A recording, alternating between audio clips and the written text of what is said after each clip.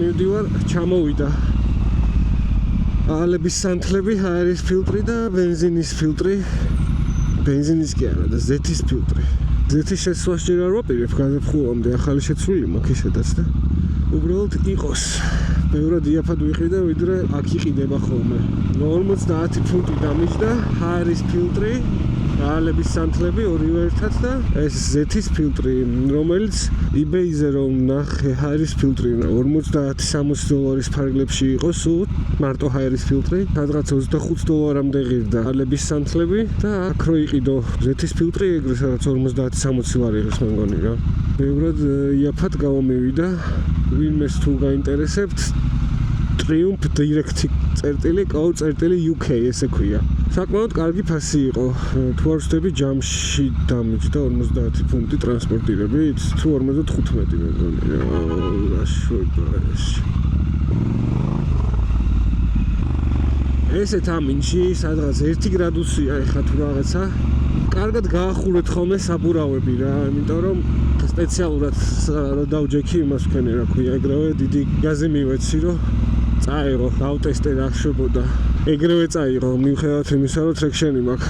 იმიტომ რომ უკვე ტრექშენი არ გშველის, უბრალოდ რეზინის ამბავი არის, სრიალებს ეგ რეზინა. ამიტომ გაახურეთ ხოლმე საბურავები. პირველი დაძვრიდან პირველი 1 კილომეტრი, კილომეტრი ნახევარი, 2 კილომეტრი შეგიძლიათ რომ ხუროთ ეს საბურავები რა. ერთ-ერთი ხერხი არის აჩქარდეთ 20%-ით დაამუხრუჭოთ, ისევ აჩქარდეთ, მერე 60%-ით დაამუხრუჭოთ.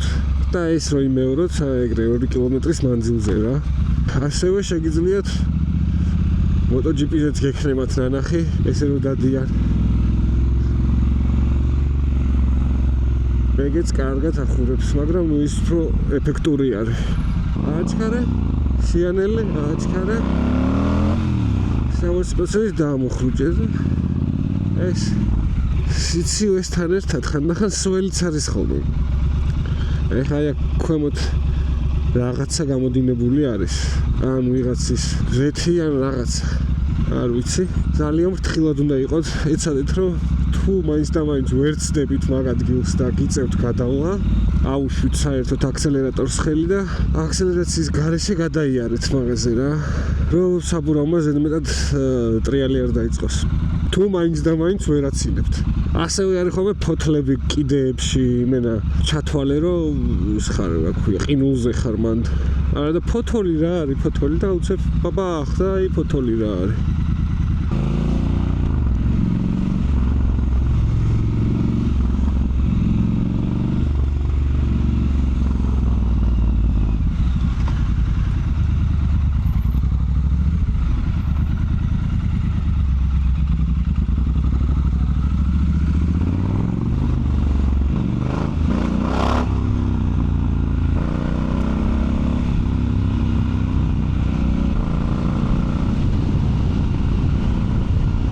პირველ რიგში რაც უნდა გაითვალისწინოთ ესეთ ამინში რომ გამოდიხართ არის ის რომ გეცვეთ ძალიან თბილად. სურველია თუ გეცნევათ სპეციალური ეკიპირება მოტო, იმიტომ რომ გათვლილი აქვს ყველაფერი რომ არ ქარის დაბერვისას არ შეგცივდეთ. ფეხზეც იგივე. თუ არა და მე მაგალითად შარვალი არ მაქვს. და მაცვია ეხა შიგნიდან კიდევ ერთი თერმული შარვალი და მერე ზემოდან ჩვეულებრივი ჯინსი. მაგრამ ფეხსაცმელი და კურთუკი მაცვია სპეციალური მოტოციკლეთის და ცოტა ხნის წინ ვიყიდე ეს ყველაფერი და ეგრევე ვინანე აქამდე რატო არ ვქენით ხოლმე ვინც ჩვეულებრივი ტანსაცმლით ზიხართ მოტოციკლეთზე ძალიან ბევრს კარგავთ მეგობრებო სხვა დაცვას და რაღაცებს თავი დავანებოთ უსაფრთხოებას ეგ ხო ჩვეულებრივად 100%-ით დაკარგული გაქვთ თუ არ გაცვიათ და მეორე არის ის რომ ძალიან კომფორტული არის. ანუ ზემოდან ეხა 1 გრადუსში რომ მივდივარ, ალბათ ერთი -2-3 გრადუსი არის ამ დროს მოტოციკლეთზე. საერთოდ ქარსაც კი ვერ ვგრძნობ, რომ რამე მხვდება, ანუ ძალიან კომფორტულად ვარ.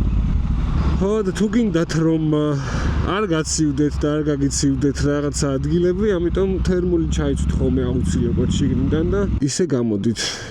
თუ მაინც და მაინც კიდე შეგცივდებათ, ახლა შეგიძლიათ კიდე დაამატოთ, რამოდენიმე ფენა გეცვით, არ ტეხავს.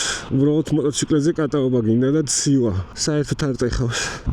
გამოვიტანეთ აერის ფილტრი მე და ტრიუმფამ მაგრამ მაინტერესებს ცვლილებას ვიგრძნობ თუ არა ამ ყველაფრის შეცვლის მერე რაღაცა მიზერული ცვლილება იქნება უეჭველი მაგრამ ინტერესებს დიდი საგრძნობი თუ იქნება უცილებლად ჩავწერ ამ ყველაფრის შეცვლის ვიდეოს აერის ფილტრსაც და რა თქმა უნდა ჩემი თო შევცვლი ამ ყველაფერს ერთ-ერთი ყველაზე მარტივი რაღაცები არის ეგორი და ყველას შეგიძლიათ თქვენით აკეთოთ ზეთიც კი შემიძლია შევცვალო მაგრამ მე ის დაღვრილი ზეთისაც წავიღო არ ვიცი ანუ არაფერი არ უნდა საერთოდ ბოლტი უნდა მოვუშვა ჩამოცალო მოხსნა ზეთის ფილტრი ჩაასხა უკან და всё დაამაგრო ანუ არაფერი არ უნდა უბრალოდ გჭირდება ზოგჯერ ხელსაწყოები და ზოგჯერ რავი ეს ზეთისაც წაიღო მაგალითად ეს საბურავი კი გაახურეთ რომ დაიძარით და იმოძრავეთ მაგრამ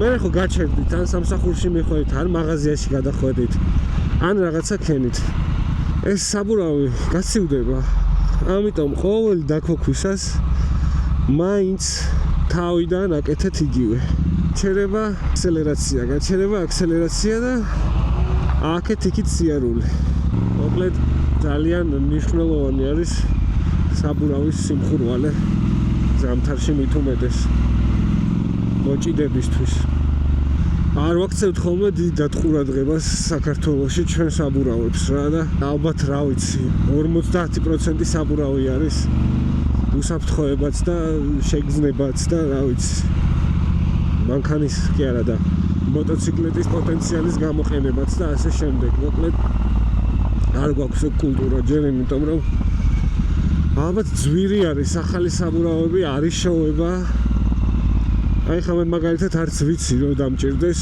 ცოტა off-road საბურავები რომ დავაყენო სად უნდა მივიდე სად უნდა ვიყიდო მიუხედავად იმისა რომ დიდი ხანია ვზივარ მოტოციკლებზე ალბათ ჰასკი პარკში უნდა ავიდე და ჰასკი პარკში ძალიან ძვირი არის ყველაფერი მაგრამ კარგი საბურავი არავის უთქვამს რომ იაფია ეგეც არის ნამდვილად და ძალიან სამწუხაროა რომ 21-იანი საბურავები კრუიზერისთვის არის შოუება უნდა გაგიმართლოს რომ სადმე ან ნახმარი იშოვნო ან ახალი ხო საერთოდ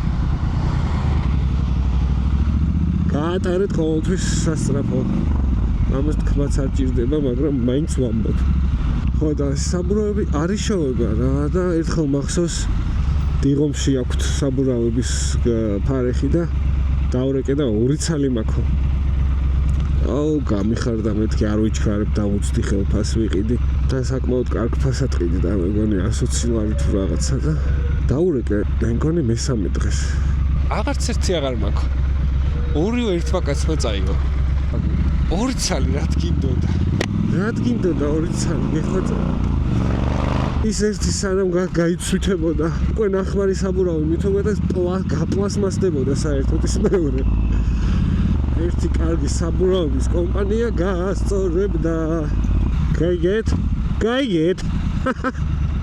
ძალიან მიხარია ეს მგონია რომ მოტოციკლეტი ვიყიდე